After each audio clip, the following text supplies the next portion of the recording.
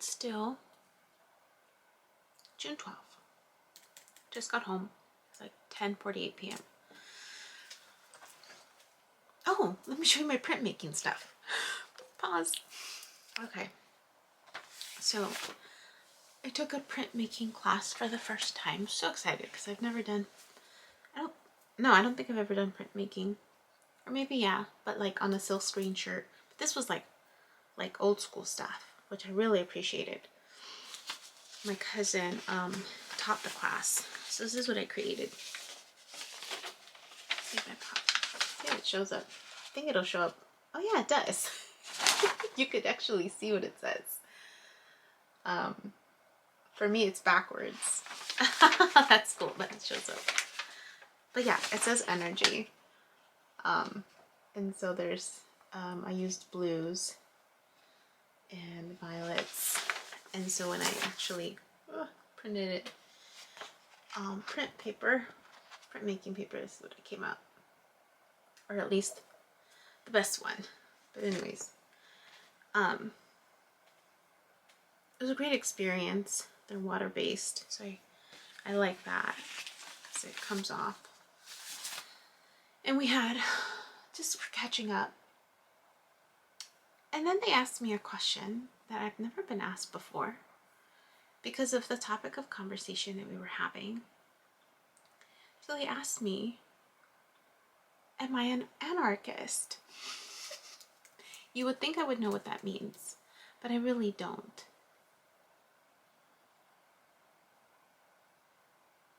An anarchist? Yeah, I think that's what they said. They asked. Or anarchy.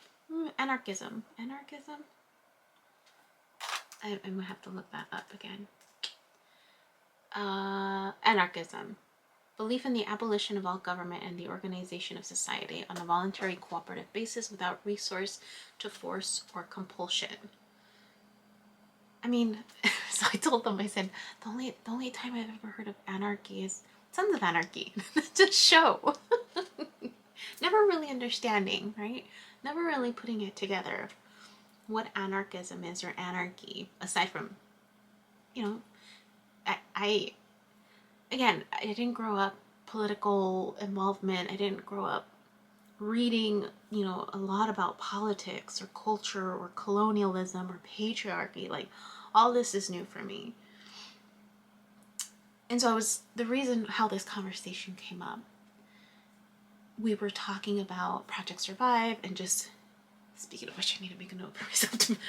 Tomorrow we have training and I haven't been practicing. But just this element of trying to spread the word. It's so funny that this conversation came up because it was exactly what I was thinking about yesterday. This element of force. It was so. Center myself. Focus. I mentioned that I started getting into the whole tickety talk world, and I started thinking, well, okay, what purpose am I going? Like, what intention do I have with that platform, right?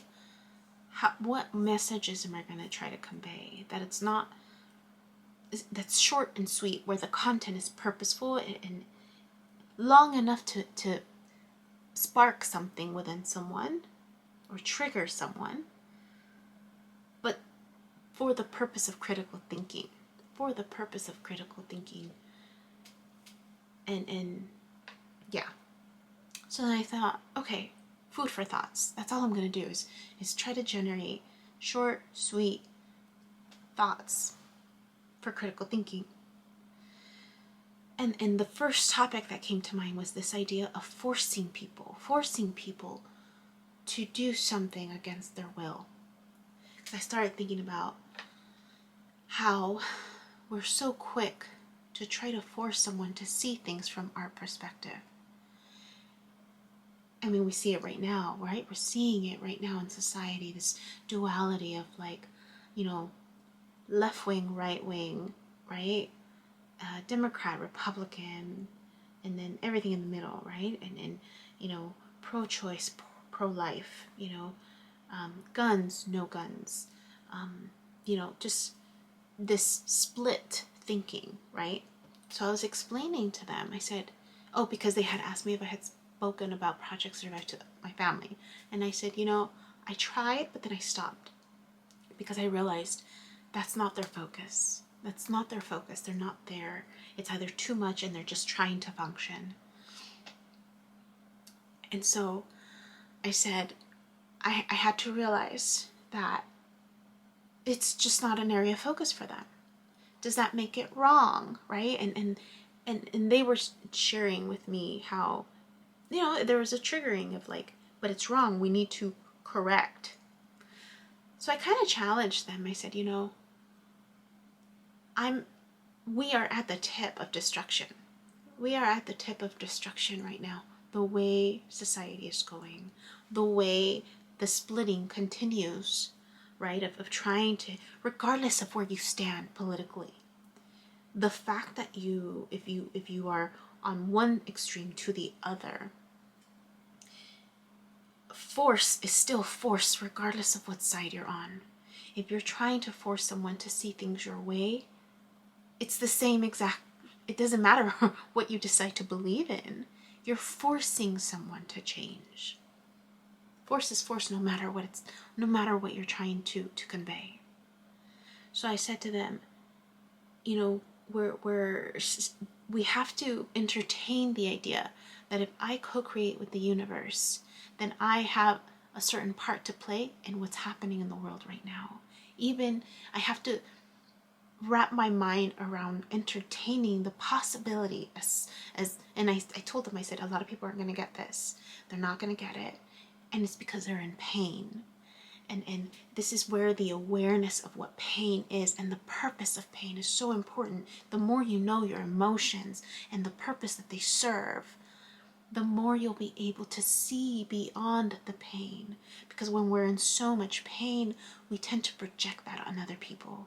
You have caused me pain because of your laws. You have caused me pain because you've allowed guns to be, available. You have caused me pain because I believe that life, right? The way I perceive life to be, you are ending life by choice, right?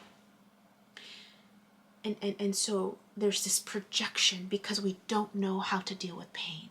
We don't understand loss. We don't understand death as part of a cycle, as part of something that occurs. And instead of just accepting what is, we get stuck in this shouldn't have been this way. This could have been prevented. All of these woulda, coulda, shouldas in life that create a gap between the reality of the situation. And we get hung up here. And then there's projection and blame.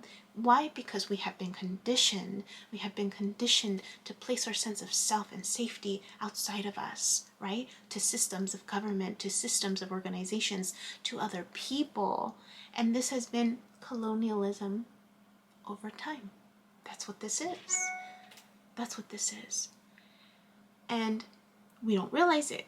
We've been conditioned to just accept it, to not question it, to continue to perpetuate the system of violence by placing our needs outside of us. And so I was telling my cousin, I said, we are at the beginning of destruction. We are just at the iceberg. Everything that's going on is being perpetuated by us. Doesn't matter what side of the spectrum you're advocating for. The fact that you're still on one side of the spectrum or the other, you continue to perpetuate this system, this belief that the splitting of what is, And so I explained to them, I said, let's entertain the idea, because I grew up in a very, Christian background. The story of Adam and Eve. A lot of Christians don't see this. Or people of faith who believe in that storyline. I said, it's funny that we're quick to judge other people for being wrong, for ending a life, right? With abortions. Because it tends to be, there's a religious connotation in some of these, perception or sides that people belong to. And I said, we forget that in the story of Adam and Eve, what brought them out of paradise, it was the awareness of right and wrong, the duality of life. That's what got them kicked out of paradise. Yet, we continued to perpetuate it. Why? How? By placing people in these categories. You are doing wrong. You are doing right. Why? Before that happened, Adam and Eve were in a state of what is. This tree is just that, right? This innocence. It wasn't until they took a bite that they saw the world in two. And so we claim, right, to be, not of this world. Whatever religious background you have, there's still this duality of how we view life, mostly because of pain, right? If I understand my emotions, I know that pain is signaling to me something within me that is needing my attention. So then I explained to him, I said, I'm learning that if I co-create with the universe because I am one with the universe, and I'm learning that I am, in essence, an energetic being, then if I'm energy, I vibrate. I vibrate depending on my emotional status. So if I know my emotions, then I'll know where on the spectrum of vibration I'm functioning. So is it possible? Can I entertain the possibility that I'm co-creating without even realizing it, because I've been conditioned to put my sense of self outside of me? And so because I'm putting that outside of me, I've given my power away emotionally to all of these systems or people outside of me. And so then I'm at their mercy, in essence, right? If things are going wrong, right? Chaos right now, what's happening in the world, I have to take accountability that I'm contributing to that simply by placing my attention to it, right? If my thoughts, whatever you think about, is what you manifest, right? Whatever you focus on is what you'll get, right? I mean, we learn this in working out, right? Think about what you want, vision boards. Think about what you're wanting to achieve, right? Attract what you want to achieve. And then I was telling them, I said, but where has our attention been these last few years? It's been on all the negative stuff. And we continue to perpetuate it because that's where our focus is. Because we want the systems to change. We want the systems to give us the sense of security that we have yet been able to find within ourselves. So then I said, I've had conversations with people where they get triggered very easily by other people who they perceive don't give a shit. And I explained to this individual, for you, it hurts more because your chiron, your wound, is in that place of humanity. And so when you see someone who doesn't give a shit, it hurts you. I said, but is it possible that that person's north node, the energy they're here to embrace, is in the first house of the self, where all they have to do and worry about is themselves? So the reality is that not everyone is going to give a shit. And so then how do we create change? So I was explaining to them, I'm like, we need destruction. This is going to continue and or get worse until people realize the power of their thoughts. Because the more people focus on the negative, that is what we'll see. Until more people start thinking about the positive or the abundance, then we'll see the shift. But we need destruction to occur. We need destruction to occur, I said. And then we can rebuild. But a lot of people are going to struggle with that because they don't understand loss. They think life has an end point. And I didn't explain this to them, but I was looking at my videos about abortion and I've forgotten. I said, life is all around us. We can't destroy what already exists. But yet, because we don't understand loss, we view it as something at the end of the road, but it isn't. It continues. It's always there. We just don't realize it and or can understand that it's taken a different shape, a different form. It's not 3D. like we're used to. I don't know if that makes sense. So then I asked them, I said, is that anarchism? Anarchism. Am I an anarchist? Is that the same thing? And so I think they were trying to explain to me that there's a whiff of it. There's definitely a whiff of it. But at the end, they said, you should write a book. These are ideas I need to get out there. And I said, I don't know how to write a book. So who knows? Hopefully by the time this post, maybe I put some type of rough draft together. I don't know if that made sense. I was trying to say it as it came out, but that's the best that I can do without writing it down. I just wanted to capture that because it was meaningful to me and I was on a high about it and it felt good to explain it to someone else. And then I told them, I said, I think I need more friends. Because I was just like... But I hope this makes sense for you. So we'll see what happens next. Bye. Bye. Hi. My name is Yubi, and in case you haven't figured it out, this footage is capturing my experience as I learn to navigate my personal spiritual awakening. I am learning that this experience is unique to each one of us, in whatever way we believe we are embracing living our truth. This just happens to be my journey. And despite me having a graduate degree and a license in clinical social work, this by no means is intended to replace any type of mental health advice. This is just me on a personal level, documenting my experience, shedding light on the truth that I am learning and discovering for myself, and really inviting you along for the ride. If by some magical chance you find this content to be helpful in any way, shape, or form, please click the like button, share the message, subscribe to my YouTube channel. I have an Instagram account, a personal one, and one specifically for this channel that you're more than welcome to check out. I'm an open book. I have also created t-shirt designs. I'm wearing my favorite one right now, which is the North Node design, but I have that and other things that you can look at inspired by this process and journey, and I have the link in the description box as well as in the about section of my YouTube channel. So you're more than welcome to check those items out. Any type of support is great.